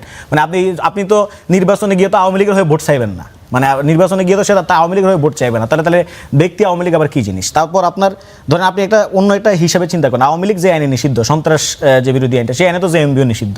এখন ব্যক্তি জেএমবি বলতে কোনো কিছু আছে নাকি? মানে ব্যক্তি আওয়ামী লীগ এটা আবার কোন ধরনের ধারণা? এই জিনিসটা আমি ক্লিয়ার না আর কি, ডক্টর জাহেদ সাহেবের বক্তব্য আমি ক্লিয়ার না। আমাদের বক্তব্য হচ্ছে সিম্পল, আপনি এখানে একটা লিগ্যাল লেখুন আছে, এটা আমি অ্যাড্রেস করি, এটা প্রতিপক্ষের জায়গা থেকে হয়তো আমার অ্যাড্রেস করা উচিত না, আমি আর হয়তো গ্যাঞ্জাম করা উচিত যেটা তারা করতো আর কি আগে, কিন্তু আমি ধরুন এটা অ্যাড্রেস করছি। তাহলে এখন তার যেটা করা উচিত সেটা হচ্ছে এটা আইন মন্ত্রণালয় থেকে শুরু করে সরকারের এক্সপার্ট যারা বা তারা নিজেরা প্রধানমন্ত্রীকে পরামর্শ দেওয়া যে আমরা এই লিগ্যাল লেখনটাকে কীভাবে আমরা ফিল আপ করতে পারি। এটা না করে যদি আপনি নর্মালাইজেশন প্রসেসে যান যে ব্যক্তি আওয়ামী লীগ যদি নির্বাচনে অংশগ্রহণ করে আমরা কিছু করবো না, আমরা কিছু বলবো না, ব্যক্তি আওয়ামী লীগ বাদ দেন, আপনি আগে ওই যে জামায়াত এনসিপি যারা যারা দাঁড়াবে, স্বতন্ত্র যারা যারা দাঁড়াবে তাদের আগে নিরাপত্তা নিশ্চিত করেন, তারপর আপনি ব্যক্তি আওয়ামী লীগটা চিন্তা করিয়েন। কিন্তু তাদের কোনো সমর্থক ধরেন সে আওয়ামী লীগকে ভোট দিত যদি থাকতো বা পছন্দ করেন ধরেন ওই দলকে, তাদেরকে আপনি কি করবেন তাহলে? না আমরা তো বলছি না যে আপনার যারা পাস অ্যাট্রসিটির সাথে মানে জড়িত না বা তাদের কথা বলছি না, মানে আমরা বলছি যে যারা পাস অ্যাট্রসিটির সাথে জড়িত, ক্রাইমস এগেন্স্ট হিউম্যানিটির সাথে জড়িত এবং আওয়ামী লীগের বিভিন্ন পদে হোল্ড করে আছেন, মানে তারা অফিসগুলো হোল্ড করে আছেন, ধরেন তাদের কমিটিগুলোতে আছেন, আপনি তাদের ব্যাপারে কি সিদ্ধান্ত নেবেন সেটার কথা বলছি। একজন ধরেন সে কখনো কোনো এক সময়, অনেক সময় যেটা হয় আর কি, গ্রামে যেটা হয়েছে, গ্রামে হয়তো অনেক সময় দেখা গেছে তার ফ্যামিলি, তার আব্বা আওয়ামী লীগ করতো, সে আওয়ামী লীগে একটা ভোট দিয়ে আসছে, এরকমও হয়েছে। আবার অনেকে আপনার জোর করে আপনার ভোট দেওয়া হয়েছে, এরকমও হয়েছে। তো এখন এইটা বিচারের মাপকাঠি কি? এটা বিচারের মাপকাঠি তো ছিল ইলেকশন। তো আওয়ামী লীগ তো ইলেকশনই হইতে দেয় নাই, মানে বাংলাদেশে আওয়ামী লীগ ইলেকশন হইতে দেয় নাই। তো ফলে এই যে সো কল আওয়ামী লীগের সমর্থক একটা চিন্তা মাথায় নিয়ে এটা প্রি সাপোজিশন নিয়ে আগানো, এটাকে আমি সমস্যাজনক এবং প্রবলেমেটিক মনে করি। আচ্ছা, আকবর হোসেন আপনাকে এই প্রশ্নটা করি যে তিনি সম্প্রচার উপদেষ্টা জাহিদুর রহমান বলেছেন যে নির্বাচন সংক্রান্ত শর্তাবলী পূরণ করতে পারলে কার্যক্রম নিষিদ্ধ থাকা আওয়ামী লীগের নেতাকর্মীদের স্থানীয় সরকার নির্বাচন সরকারে কোনো অংশগ্রহণ করতে কোনো বাধা নেই। তো পাশাপাশি তিনি এও বলেছেন যে আওয়ামী লীগের যে কোনো তৎপরতা কঠোর হস্তে, ওই একই প্রোগ্রামে বলেছেন যে কঠোর হস্তে দমন করা হবে। তা এখন আপনি এই জিনিসটাকে কিভাবে ব্যাখ্যা করতে চান? আমি বিষয়টাকে দেখি যে আওয়ামী লীগ প্রশ্নে সরকার বা বিএনপির মধ্যে একটা দোদুল্যমানতা আছে, এবং তথ্য উপদেষ্টার কথাতেও কিন্তু সেটা বোঝা যাচ্ছে। যেমন আমি যেটা বলবো সেটা হচ্ছে যে দেখুন, লাস্ট 17 ইয়ার্সে বিএনপির মধ্যে দুটা জায়গায় তারা সবচেয়ে বেশি সাফার করেছে। এক হচ্ছে জিয়া পরিবার, আর হচ্ছে মাঠ পর্যায়ের যে কর্মী সে। ট্রু। যে ওই লক্ষ্মীপুর জেলা উপজেলা আওয়ামী লীগ বিএনপি সভাপতি বা ওই যে চট্টগ্রাম ইউনিয়নের সভাপতি বা এরকম, এবং জিয়া পরিবার, এই পরিবারটাকে তো মানে ধ্বংস করার একেবারে সব প্রচেষ্টা নেওয়া হয়েছিল। এবং এলাকার সেই কর্মীটা, বিএনপির মাঝখানের যারা আছে তারা কিন্তু খুব একটা সাফার করেনি। তারা তখনও 60 টাকা ইনকাম করেছে অনেকে, এখন 100 টাকা করছে। হ্যাঁ, তারা আওয়ামী লীগের ব্যবসা পাহারা দিয়েছে। আমি একটা উদাহরণ বলি, একবার আমি একটা জেলায় গেলাম, তখন তুমুল আন্দোলন 2018 সালে ইলেকশনের আগে পরে। তো সেখানে গিয়ে শুনলাম যে স্থানীয় সেই বিএনপি নেতা প্রভাবশালী, তাকে আওয়ামী লীগের লোকই মানে আওয়ামী লীগের এমপি তাকে প্রতি মাসে 5 লাখ টাকা করে দেয় দলের খরচ চালানোর জন্য। হ্যাঁ, এবং সে আওয়ামী লীগের লোককে বুদ্ধি পরামর্শ দেয়। তবে মাশাআল্লাহ ওই ভদ্রলোক এখন মন্ত্রিসভায় আছে। তো এখন হয়তো আমরা নাম বলবো না, কিন্তু সময় হয়তো যখন আসবে নাম বলে চালা থাকবে না। হ্যাঁ, তো যাই হোক, এখন যেহেতু প্রমাণ নাই, হ্যাঁ, যে কিন্তু এই ঘটনাগুলো তো আমরা জানি ভাই, আমরা তো মাঠ পর্যায়ে ঘুরে ঘুরে বাংলাদেশে 64টা জেলায় ঘুরে এসে এগুলো দেখছি। সো জাহেদ সাহেব এখানে যেটা বলবেন, জাহেদ সাহেবের তো বিএনপি অ্যাফিলিয়েশন খুব নতুন, একেবারে পুরনো না, তো অনেক বেশি পুরনো না। সো ওনার একটা ওয়ে অফ থিঙ্কিং একরকম, আর ইউনিয়ন পর্যায়ে যে কর্মীটা তার থিঙ্কিংটা আরেক রকম। সো বিএনপির এখানে একটা সমন্বয় করতে হবে, এবং এই সমন্বয়টা বিএনপি কিভাবে করবে এটাই বিএনপি এখন তার এই দোদুল্যমানতার মধ্যে তারা আছে। তবে আওয়ামী লীগ প্রশ্নে আমি যেটা বলতে চাই যে আওয়ামী লীগের ক্ষেত্রে আমার কাছে যেটা মনে হয় যে দেখেন, একটা রিকনসিলিয়েশন আমাদের সোসাইটিতে হওয়া উচিত। সেটা কিভাবে হবে?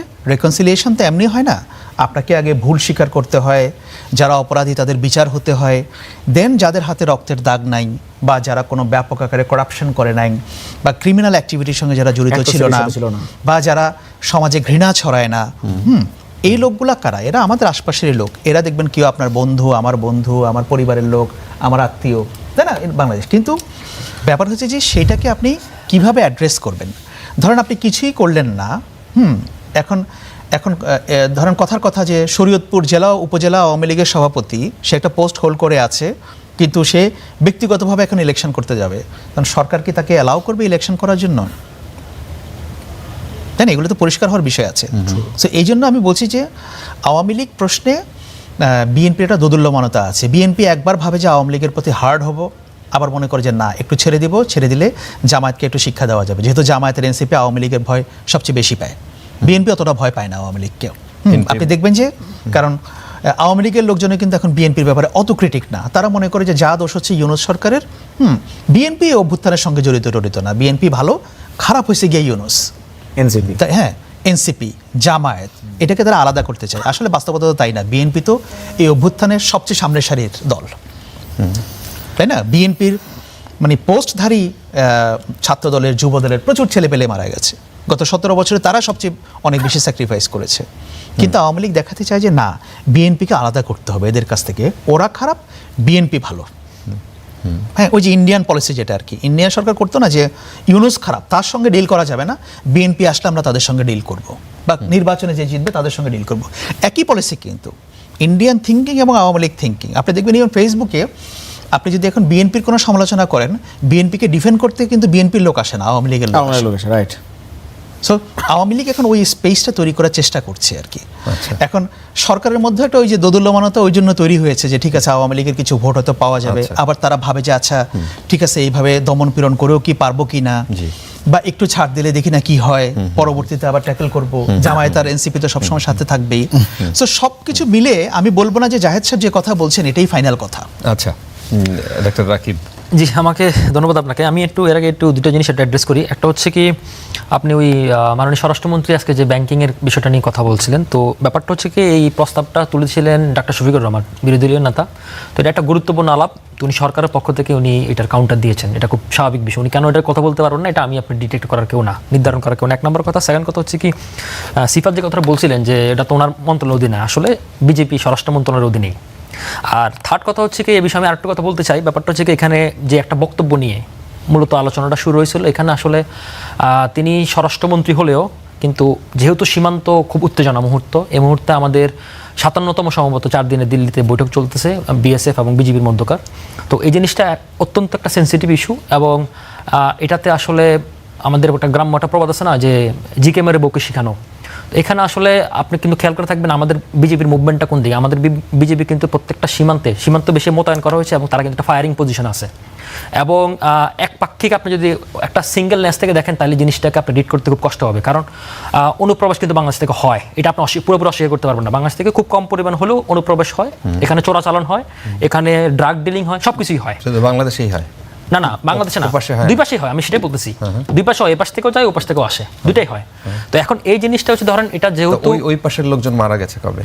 না, আমি এটাকে ডিফেন্ড করতেছি না, ওই পাশের লোক মারা যায় না। এই কারণে হচ্ছে কি আমাদের যেহেতু এখান থেকে ফায়ারিং পজিশন রেডি করা হচ্ছে, আপনি খেয়াল করে থাকেন এখানে যতক্ষণ পর্যন্ত তাদের ল্যান্ডে আছে, এই যে এখনো পর্যন্ত আমি রিপোর্টে দেখলাম 10 জন মানুষের খোলা আকাশের নিচে এরকম নিউজ করতেছে, তো ওখানে যতক্ষণ ওদের পজিশন আছে ততক্ষণ পর্যন্ত আমাদের বিজেপির কিছু করার নাই।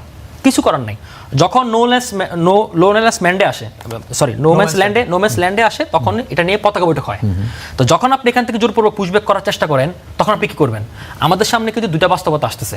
একটা বাস্তবতা হচ্ছে কি আপনি যদি এটাকে টলারেট করেন তাহলে আমাদের সামনে আরেকটা রোহিঙ্গা বাস্তবতা আসবে, আর যদি আপনি এটাতে খুব স্ট্রিক্টলি ওয়েতে থাকেন তাহলে হচ্ছে কি এটাকে আপনি ঠেকাতে পারবেন। সুতরাং আমি মনে করি যে এখানে আসলে ডিপ্লোম্যাটিক মেসেজ দেওয়ার জন্য এটাই তো। আচ্ছা, সেটা আরেক আলোচনা, আমরা ডিপ্লোম্যাটিক মেসেজ দেওয়ার জন্য, ডিপ্লোম্যাটিক মেসেজ দেওয়ার জন্য অলরেডি কিন্তু অতিরিক্ত মোতায়েন করা হচ্ছে। এখনো কিন্তু আমি নিউজ দেখলাম নওগাঁ, লালমনিরহাটে এখানে উত্তেজনা পরিবেশ চলতেছে। গতকাল সারা রাত সাতক্ষীরাতে এরকম হয়েছে, এবং সেখানে আমি আরেকটা বিবিসি বাংলা একটা রিপোর্টে দেখলাম 116টা মোর্চা রয়েছে 4000 কিলোমিটারের মধ্যে, প্রতিটা মোর্চা মাত্র 5 কিলোমিটার কভার করে, বিশাল বড়। এই এতগুলো বিষয় পুশিনের ঘটনা ঘটছে, এবং ওখানকার ওই দেশের এখন যিনি মুখ্যমন্ত্রী ওই পাশের তিনি বলছেন যে 5000 মানুষকে বাংলাদেশে পাঠিয়ে দেওয়া হয়েছে, আনুষ্ঠানিকভাবে মিডিয়ার সামনে বলছেন তিনি। আবার এদিক দিয়ে আমরা দেখলাম যে সরকারের কোন জায়গায় মানে হাই কমিশনারকে ডেকে জিজ্ঞেস করা হয় নাই, এখন হাই কমিশন নাই, ভারপ্রাপ্ত হাই কমিশনার তাকে এরকম আনুষ্ঠানিক কোনো বক্তব্য একটা দিক। আচ্ছা, এটা আরেক দিনের আলোচনা। আমরা যেহেতু আর থার্ড বিষয় হচ্ছে কি আপনি এই মুহূর্তে এই নির্বাচন নিয়ে বিষয়টা আলাপ উঠালেন, স্থানীয় সরকার নির্বাচনে। আমার এখানে একটা আর্গুমেন্টের জায়গা আছে। দেখুন, এই ব্যাপারটা যদি ধরেন আমাদের এবারে যে সর্বশেষ 12 ফেব্রুয়ারি ইলেকশনটা হলো, সেই 12 ফেব্রুয়ারি ইলেকশনে আওয়ামী লীগ নিষিদ্ধ ছিল, তাই না? এখন এখানে কিন্তু আলাপটা ধরেন আপনি যে প্রশ্নটা সিফাতকে করলেন, ধরেন সে আওয়ামী সমর্থক, তার কোনো ফৌজদারি অপরাধ নেই, তাহলে আপনি কি তাহলে তাকে ইলেকশন থেকে বঞ্চিত করতে পারবেন যে কোনো ইলেকশনে? সে যদি তার নিজে স্বতন্ত্র ইলেকশন করে, কারণ স্বতন্ত্র ইলেকশন যে কেউ করতে পারে, আমি আপনি যে কেউ করতে পারি। ইভেন আপনি নিশ্চয় মনে আছে গোবিন্দ প্রামাণিক, তিনি হিন্দু মহাসচিব জোটের একটা সভাপতি, কিংবা তিনি তো আমি সমর্থক, তিনি ইলেকশন করেছেন। তো স্থানীয় সরকার নির্বাচনে যদি আপনি ধরেন এরকম কোনো মানুষ আপনি যদি ইলেকশন করেন, ধরেন তিনি primary school retirement teacher say for example, বা উনি আমি সমর্থক, আমি মুজিবকে লালন করে কথার কথা করতেই পারে, কিন্তু তিনি কোনো ফৌজদারি অপরাধের সাথে জড়িত না, কোনো ফৌজদারি অপরাধের সাথে জড়িত না থাকে। আর যেহেতু আবার স্থানীয় সরকার নির্বাচনটা প্রতীক মার্কা থাকতেছে না, সুতরাং যে কেউ মার্কা ইলেকশন করতে পারে। ইভেন সেখানে আপনি ধরেন বিএনপির যদি 5 জন ইলেকশন করতে পারে, আপনি বাধাদার কেউ নাই। জামাতে যদি 5 জন করতে পারে, এনসিপি যদি করতে পারে, আপনি বাধাদার কেউ বাধা দেওয়ার নাই। ইভেন আপনার নিজের দলের লোকের আপনার বাধাদার সে আইনটা নাই। তো সেই ক্ষেত্রে আমি যদি আপনাকে বলি, আমি জানার জন্য, এটা আমি বলতেছি না, আমি জাস্ট জানার জন্য, সেই ক্ষেত্রে সে ব্যক্তিটাকে আপনি কিভাবে বাধা দিবেন? আপনি যদি বাধা দেন তাহলে তো আপনার একটা ফেসিজম ক্রাইম করবেন, কারণ আপনি যদি কোনো অপরাধের সাথে জড়িত না থাকে তাহলে আপনি তাকে ইলেকশন কিভাবে বাধা করবেন? সে আমি সমর্থক। এখন আওয়ামী লীগের ধরেন কথার কথা 2 কোটি ভোটার আছে, এখন 2 কোটি ভোটার তো 2 কোটি মানুষ তার ফৌজদারি অপরাধী না, সমর্থক আছে। তো তাহলে এটাকে আপনি কিভাবে হ্যান্ডেল করবেন? তো এটাকে হ্যান্ডেল করার জন্য রাষ্ট্রের কোনো, এটাই আমি মনে করি আমার যেটা আন্ডারস্ট্যান্ডিং জায়গা থেকে আমি আজকে ডক্টর জাহিদুর রহমানের এই বক্তব্যটাও দেখলাম, নিউজও দেখলাম, উনি আসলে এটাকেই সম্ভবত মিন করার চেষ্টা করছেন, এবং এটা উত্তর আমার কাছে নয়, আপনাদের কাছে থাকলে নিশ্চয়ই আপনারা, আমার 2 আলোচকের কাছে থাকলেও ওনারা বলতে পারেন। আচ্ছা, এটা সীমান্ত পরিস্থিতি নিয়ে আমি একটা কথা চাই, আমি একটু যোগ করতে চাই, ভাই বলে আমাকে বলুন। আমি যেটা মনে করি যে সীমান্ত পরিস্থিতি গভর্নমেন্ট যেভাবে ডিল করেছে, that is the perfect way, এবং তারা তাদের সর্বোচ্চভাবে, আমি সেটাই বলতেছি, এটা মানে এখানে আমি কোনো ল্যাপস দেখতে পাচ্ছি না। এবং আপনি দেখেন যে আমাদের সীমান্তরক্ষী বাহিনী এবং গ্রামবাসীর অ্যাটিটিউড চেঞ্জ হয়ে গেছে, এবং এটা যদি গভর্নমেন্ট থেকে না আসতো এটা কিন্তু হতো না। সো আপনি হয়তো বলতে পারেন যে হ্যাঁ, হাই কমিশনারকে ডেকে কেন বললো না, বা একটা চিঠি কেন দিল না, সেটা কিন্তু পররাষ্ট্র প্রতিমন্ত্রী বলেছেন যে অলরেডি এটা কনভে করা হয়েছে ইন্ডিয়ার কাছে। এবং বাট ফ্রন্টিয়ারে যে ব্যাপারগুলো হচ্ছে একেবারে সীমান্তের জায়গায়, সো ওইখানে আপনার গভর্নমেন্টের যে পজিশন, আমাদের বিজেপির যে পজিশন, এটা অ্যাবসলিউটলি রাইট, এবং তারা তাদের সর্বোচ্চটুকু করছে, 100% করছে। এবং এখানে আমি মনে করি যে সরকার একটা মানে খুব ব্যাপক ধন্যবাদ পাওয়ার যোগ্য। আচ্ছা, না আমি এখানে যে কথাটা প্রসঙ্গে আসছিলাম, যে ভাই একটা কথা বলছেন যে মানে এটা আসলে কি বুঝে যাচ্ছেন আমি এটা বুঝি নাই আর কি। তো এটা হয়তো আরও ক্ল্যারিফাই ওনার কাছ থেকে হতে চাইবো আর কি। মানে সীমান্ত হত্যা প্রসঙ্গে বা বিশেষ এই সংজ্ঞায়নে আমাদের সালাউদ্দিন সাহেব যে সংজ্ঞাটা দিয়েছেন, তাতে আসলে কি ডিপ্লোম্যাটিক মেসেজ সেন্ড হয়েছে এটা আমি আসলে খুব একটা জানি না আর কি। হ্যাঁ, বলিন, আপনি, সমস্যা নাই। মানে আপনি যখন বলছেন যে আপনার বাংলাদেশ থেকে অনুপ্রবেশ ঘটে, মাদক কারবারি যায়, তারপর পশু চোরা কারবারি যায়, আর অনেক কিছুই যায়, তা আপনি ধরেন এখন কেউ যদি মাদক কারবারিও হয়, কেউ যদি সোরা কারবারিও হয়, আপনি কি বিএসএফ কি কাউকে গুলি করতে পারে কিনা? না, না, The first আচ্ছা, question- okay. না, আমি শেষ করি। The first question is that আপনি আপনার টেরিটরিতে আছে, আপনার ডোমেস্টিক টেরিটরিতে আছে, মানে বিএসএফ এর ডোমেস্টিক টেরিটরিতে আছে, এই কারণে আপনি কাউকে গুলি করতে পারবেন না। এবং এইটা ইটসেলফ একটা বর্ডার কিলিং। বাংলাদেশ ভারতের আপনার এর আগে একটা কোঅর্ডিনেটেড বর্ডার ম্যানেজমেন্ট প্ল্যান হয়েছে, সেটা অনুযায়ী বলা হয়েছে যে আপনি যদি এই ধরনের মানে যেটাকে আমরা বলছি ট্রান্স বাউন্ডারি ক্রাইমগুলো যেগুলো হয়, ইলিগাল ট্রেসপাস বা এই ধরনের ইস্যুতে, সেক্ষেত্রে বলা হয়েছে ফ্ল্যাগ মিটিং থেকে শুরু করে কোঅর্ডিনেটেড প্ল্যান, ডিপ্লোম্যাটিক মিটিংস এগুলো চলবে। এগুলো চলে তারপর হচ্ছে একটা সিদ্ধান্ত আসবে। কিন্তু আপনি তো মানে পাখির মতো মানুষকে গুলি করে মারতে পারেন না। এবং ইনফ্যাক্ট জাতিসংঘের যে আপনার ওয়েপন্স নিয়ে ফায়ার আর্মস রেগুলেশন যেটা আছে, সেখানে স্পষ্ট বলা আছে যে আপনি লিথেল ওয়েপন তখনই আপনি ইউজ করতে পারবেন যখন আপনি ইফেক্টিভ সকল আদার মিনস আপনি অলরেডি ইউজ করে ফেলছেন এবং যে ব্যক্তি সামনে আছে সে আপনার জন্য এমিনেন্ট ডেঞ্জার এবং থ্রেট তৈরি করছে, তখনই আপনি লিথেল ওয়েপন আপনি ইউজ করতে পারবেন, তার আগে পারবেন না। তো ফলে আপনি যখন সালাউদ্দিন সাহেব যখন তার বক্তব্য দিয়ে এমন একটা কিছু বুঝাচ্ছেন যে হ্যাঁ এটা তাদের আভ্যন্তরীণ বিষয়, নো, এটা তাদের আভ্যন্তরীণ বিষয় না, internationally it is recognised as border killing. এটা নিয়ে হিউম্যান রাইটস ওয়াচ থেকে শুরু করে অ্যামনেস্টি ইন্টারন্যাশনাল প্রত্যেকের ভুরি আর্টিকেল আছে এবং সেগুলোর আমি মনে করি যে তার যাওয়া উচিত। এবং আপনি উনার যে কথাটা উনি বলেছেন সেটা বিএসএফ এর সাবেক এক ডিরেক্টর জেনারেল, নাম হচ্ছে রামান শ্রীবাস্তব, উনি মোস্ট প্রবলি 2011 সালে ছিলেন, ডাইরেক্টর জেনারেল ছিলেন। তিনি তার একটা বক্তব্যে বলেছিলেন যে we should not feel, I quote, we should not feel sorry about the illegal Bangladeshis entrance, যারা হচ্ছে বাংলাদেশে প্রবেশ করতেছে, বাংলাদেশ থেকে ভারতে প্রবেশ করতেছে, কারণ তারা হচ্ছে গিয়ে ইলিগাল ট্রেসপাসার, সুতরাং তাদেরকে কিল করা মানে এটা জাস্টিফায়েবল। আমি বলছি না যে সালাউদ্দিন সাহেব জাস্টিফাই করছেন, কিন্তু কথা হচ্ছে উনার যে পরিভাষা, উনার যে সংজ্ঞায় উনি দিচ্ছেন যেটা তাদের domestic issue, it's not domestic issue. আপনি এটাকে চাইলে ইন্টারন্যাশনাল, যদিও রোম স্ট্যাটিউটের সাথে আমাদের মানে ভারত এটার পার্টি না, তারা এটার হ্যাঁ তারা এটা পার্টি না, কিন্তু পার্টি না হলেও আপনি এখানে যাইতে পারেন, এই বিষয়ে কথা বলতে পারেন, কারণ এটা গ্রেভ হিউম্যান রাইটস ভায়োলেশন অংশ। এবং পুশিন ইস্যুতেও অফকোর্স এখানে যাওয়ার অপশন আছে, কারণ মায়ানমারও কিন্তু পার্টি না, বাট ইয়েট মায়ানমার এবং বাংলাদেশের এই যে রোহিঙ্গা যে রিপ্যাট্রিয়েশন ইস্যু, সেই জায়গায় কিন্তু বাংলাদেশ গিয়েছিল এবং মায়ানমারকে কিন্তু রিকোয়ার করছে আইসিসি থেকে। তো ফলে এই জায়গাটা আছে। আমার কথা হচ্ছে আপনি যখন একটা দায়িত্বশীল জায়গা থেকে এমন একটা মন্তব্য করেন যেটা বিএসএফ এর সাবেক ডিজির কথার সাথে মিলে যায়, আমি বলছি না যে হি জাস্টিফাইড দ্য কিলিং, বাট যখনই আপনি বলছেন এটা তাদের ডোমেস্টিকের অংশ, তখন সে একটা ডোমেস্টিক ল পাস করে দিল যে ইলিগাল কারো দেখলে গুলি করে দিবে, মানে ডোমেস্টিক দিয়ে আপনি এটা মোকাবেলা করতে পারবেন না বর্ডার কিলিংকে। আপনাকে বলতে হবে দিস ইজ মানে গ্রেভ হিউম্যান রাইটস ভায়োলেশন, এবং এটা শুধুমাত্র ডোমেস্টিক লতে যে ভুল হয়েছে এরকম না, এটা ইন্টারন্যাশনাল ল অনুযায়ী আপনি ভুল কাজ করছেন। That's how Salauddin Ahmed should define this crime, specific crime. আচ্ছা, আমরা যদিও আলোচনার টপিক এটা ছিল না, আমাদের অন্য আরেকটা প্রসঙ্গ ছিল, আমি সেই জায়গায় আবার ফিরতে চাই। ডক্টর রাকিব একটু আগে বললেন যে ধরেন আওয়ামী লীগের 2 কোটি ভোটার আছে, তারা যদি এখন নির্বাচন করতে চায়, আপনি কোন আইনে তাদেরকে ঠেকাবেন? সেই প্রসঙ্গে সেই উত্তরটা তো আমি প্রথমেই দিয়ে দিয়েছি। আমার কথা হচ্ছে আপনি এই যে সমর্থক, প্রথমত এই যে সোকল সমর্থক বা ভোটার আছে, এই যে একটা প্রিজাম্পশন, আমি এই প্রিজাম্পশনটাকে প্রবলেমেটিক মনে করি না। আমি বলি, আমি আসছি, ওয়েট, আপনি তো আপনার কথা বলছেন, আপনি এখন তো আমাকে এটা করা ঠিক না। তো আপনার এই প্রিজাম্পশনটাকে আমি প্রবলেমেটিক মনে করি যে আপনি ধরে নিচ্ছেন যে বাংলাদেশের কিছু লোক আওয়ামী লীগের সমর্থক, বাংলাদেশের কিছু লোক হচ্ছে কি আওয়ামী লীগের সাথে কানেক্টেড, বাংলাদেশের কিছু লোক আওয়ামী লীগ মনে করে না, ধরে নিবে কেন? আমি শেষ করি, না হইতেই পারে, আমি তো বললাম, আমি নিজেই আমার বক্তব্যে উদাহরণ দিয়েছি। ধরেন বললাম না যে পারিবারিকভাবে কেউ এমনি আওয়ামী লীগের সাপোর্ট করে, পারিবারিকভাবে ধরেন আমার বাপ আওয়ামী লীগ করছে, এইভাবে হিসাব করে অনেকে আওয়ামী লীগের ভোট দেয়, এরকম হইতেই পারে। ইস্যুটা হচ্ছে যে আপনি যখন বলছেন যে এখানে ডক্টর জাহেদের কথা গুরুত্বপূর্ণ হচ্ছে এই কারণে, আমরা যে প্রসঙ্গ থেকে এখানে আসছি, উনি বলতেছেন যে কেউ যদি ব্যক্তি আওয়ামী লীগ হয়, হ্যাঁ ব্যক্তি আওয়ামী লীগ তো আপনি সুযোগ নেই, আপনি তো ভাই পার্টির একটা মানে পোস্ট হোল্ড করতেছেন। আমি তো বলছি যে আপনি অফিসিয়াল পজিশন হোল্ড করে আপনি ইলেকশনে যাইতে পারবেন না। এখন আপনি যদি সমর্থক যদি আপনি হন, ফর এক্সাম্পল আপনি হ্যাঁ আপনার হয়তো আওয়ামী লীগের ওবায়দুল কাদের ভালো লাগে বা কারোর ভালো লাগে, এবং আপনি ইলেকশনে হয়তো দাঁড়াইছেন এবং আপনার বিরুদ্ধে ধরুন পাস্ট অ্যাট্রোসিটি বা ক্রাইম এগেইনস্ট হিউম্যানিটি কোনো অংশ নাই, বাট এটা তো আপনি লিগ্যাল জায়গার চেয়ে, এখানে একটা লিগ্যাল জায়গায় আমরা লাভ করছি, কিন্তু এটা লিগ্যাল জায়গার চেয়ে আমরা যখন ট্রুথ অ্যান্ড রিকনসিলিয়েশন কমিশনে আলাপ দিচ্ছি, এটা সেখান পর্যন্ত যাবে, সেটা সেখানে পর্যন্ত এক্সটেন্ড করবে। কারণ আপনি বাংলাদেশে এমন একটা অবস্থা এখন বর্তমানে আমরা দাঁড়িয়ে আছি যেখানে আপনার রিকনসিলিয়েশন প্রসেসটা শুরু হয় না, কারণ রিকনসিলিয়েশন প্রসেস শুরু হবে কেমনে? আপনার এখানে তো জাস্টিসই কায়েম হয় না, আপনার জাস্টিস কায়েম হওয়ার পর আপনি আসবেন। এখন যেই সমর্থক, ধরেন কোনো একজন সমর্থক আছে, আমি পার্সোনালি বলছি, কোনো একজন সমর্থক আছে, সে ধরেন বলছে যে হাসিনা ভুল করে নাই, হাসিনা ঠিক করছে, গুলি, যেমন অনেকে এখন টেলিভিশন টকশোতে এসে বলে, আপনাদের এখানে এসে একজন বলে গেছে মঞ্জুর আলম পান্না, যে হচ্ছে গিয়ে আপনারা কোথায় হেলিকপ্টার থেকে গুলি করছে। এই ধরনের সমর্থক যদি আপনি ইলেকশন করতে চায়, আমি যদিও লিগ্যাল কোনো মেকানিজম আবার নাই, এবং আমি বলছি যে একটা লিগ্যাল মেকানিজম হওয়া উচিত এবং এই লিগ্যাল ল্যাকুনাটা ঠিক করা উচিত, এটা হচ্ছে আমার সাজেশন। বাট আমি তো এটা সমর্থন করি না politically. I cannot withhold it, like আমি এটাকে সমর্থন করতে পারবো না। মানে আপনি আওয়ামী লীগের মত এখন প্রচার করবেন, প্রকাশ করবেন, আপনি বলবেন যে জুলাইতে কোনো গণহত্যা হয় নাই, আপনি আওয়ামী লীগের পক্ষে দাঁড়াবেন এখন পর্যন্ত, এবং শেখ হাসিনাকে আপনি বলবেন যে শেখ হাসিনা 1400 মানুষ হত্যা করে নাই, জাতিসংঘের রিপোর্ট ভুয়া, জাতিসংঘ ভুল করছে, ইউনুস জাতিসংঘের রিপোর্ট ফিট করাইছে, আপনি এই ধরনের একটা সমর্থক, আর আপনি স্থানীয় সরকার নির্বাচন ইলেকশন করবেন। আচ্ছা আমি বাদ দিলাম, আপনি এই প্রশ্নটা বিএনপির একটা তৃণমূলের ইউনিয়নের যে চেয়ারম্যান পদপ্রার্থী তাকে এই প্রশ্নটা করেন, সে যদি রাজি হয় তাহলে আমি এই ব্যাপারে কথা আচ্ছা, তাহলে সে যদি রাজি হয়, আপনার চট্টগ্রামে নিষিদ্ধ ছাত্রলীগের মিছিল করার ক্ষেত্রে নিরাপত্তা দেওয়ার বিষয়ে সংগঠনটির এক নেতার সঙ্গে এনসিপি নেতার হোয়াটসঅ্যাপের কথা নিশ্চয়ই আপনি হয়তো জানেন। আপনার দলের একজন এনসিপির নেতার সাথে তিনি ফোন আলাপ কি হয়েছে সেটা নিশ্চয়ই জেনে গেছেন। তো তারা এখন অনুমতি নিচ্ছে এবং তারাও যে আমি প্রোটেকশন দিচ্ছি, যে হ্যাঁ তুমি মিছিল করো, টাইমিং বলে দিচ্ছে, হ্যাঁ কার সাথে কথা বলতে হবে, কোন কোন নেতার সাথে, প্রোটেকশন সব ব্যবস্থা করে দিচ্ছি, তোমরাও বাবা আমাকে দেখে রাখো আর কি, নিরাপত্তা দিও।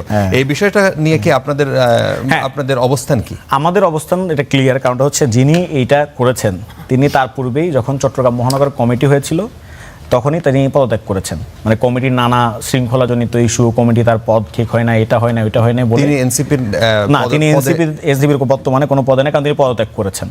ঠিক আছে, এবং আমরা এখন বর্তমানে যেটা সুপারিশ করছি, তাহলে সে কোন বলে তার কাছ থেকে অনুমতি নেয় এবং অনুমতি দেওয়ার ক্ষমতা রাখেন? এটা হয়তো আপনি জানেন না, সেটা হচ্ছে যে এইটা বোধহয় আরো আগের ঘটনা, এটা কিন্তু রিসেন্টের ঘটনা না, এটা হচ্ছে এটা রিপোর্টেই আছে, এটা 5 আগস্টের পরে তো ঘটনা। হ্যাঁ 5 আগস্টের পরে ঘটনা, যেটা যখন সামনে আসছে, মানে আমাদের কাছে সামনে তো আসছে এই মুহূর্তে, আমরা তো এটা আগে তো খুঁজে পাই নাই।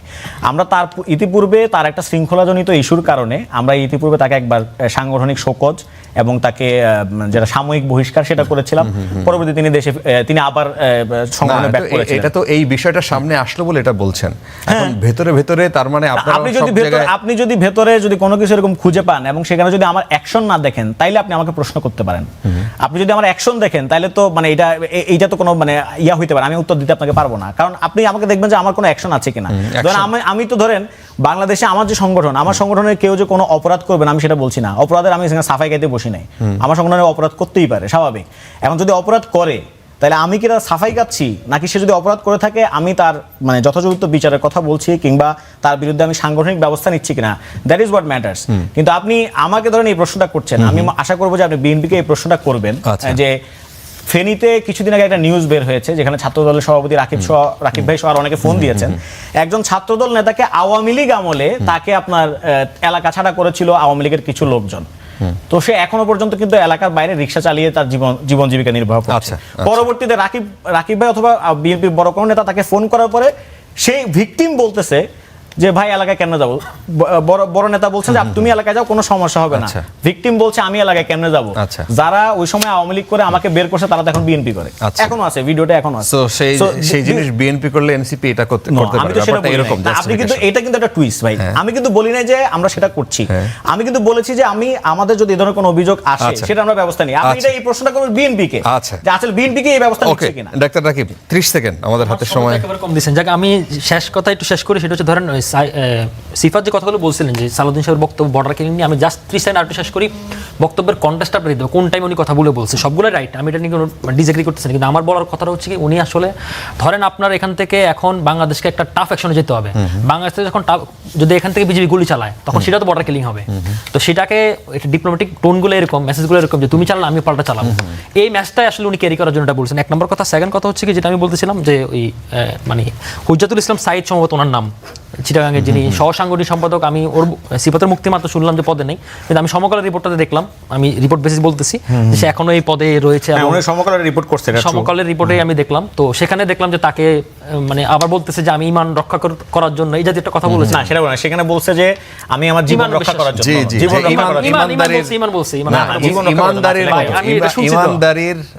ইমানদারির সাথে যেভাবে তোমাকে, এটা হচ্ছে সে কথা বলছে। মানে সমকালে সাংবাদিক সাহেব যখন জিজ্ঞেস করছেন যে আপনি এটা কেন বলছেন, তখন সে আবার উত্তর দিছে যে আমাকে এই নাম্বার থেকে ফোন করে আগে হুমকি দেওয়া হয়েছে, নুরুল আজিম রনি নামে একটা চিটাগংয়ের মানে বিখ্যাত ছাত্রলীগ মাফিয়া আছে।